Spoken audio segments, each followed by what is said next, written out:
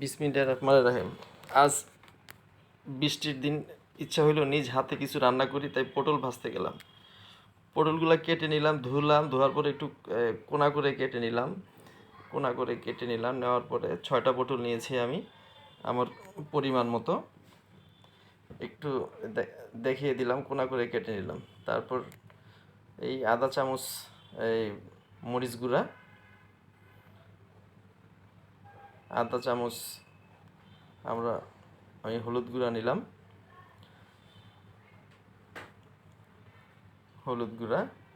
তারপরে পরিমাণ মতো লবণ নিলাম, নিলাম ধনে গুঁড়া, পরিমাণ মতো ধনে গুঁড়া আপনার স্বাদ মতন আপনি নেবেন।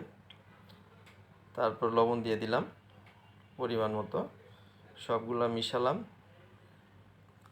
পটলের গায়ে সবগুলোরে মেখে দিলাম ধীরে ধীরে। মাখার পরে চুলায় আগুন দিলাম, প্যান একটা বসালাম, তেল দিয়ে দিলাম ভাজার জন্য। সবগুলা 6টা পটলের ভিতরে দিয়ে দিলাম।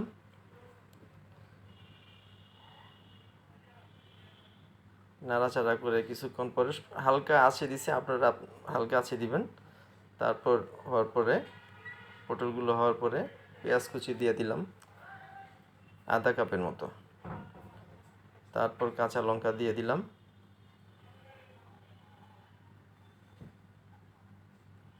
সবগুলো একসঙ্গে উপকরণ ভাজলাম। ভাজার পরে একটা প্লেটে উঠে এনে দিলাম।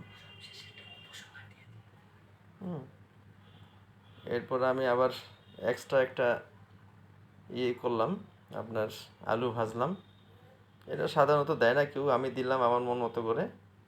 ধনেপাতা দিলাম। ভাজার শেষে সবগুলা উপর দিয়ে দিলাম।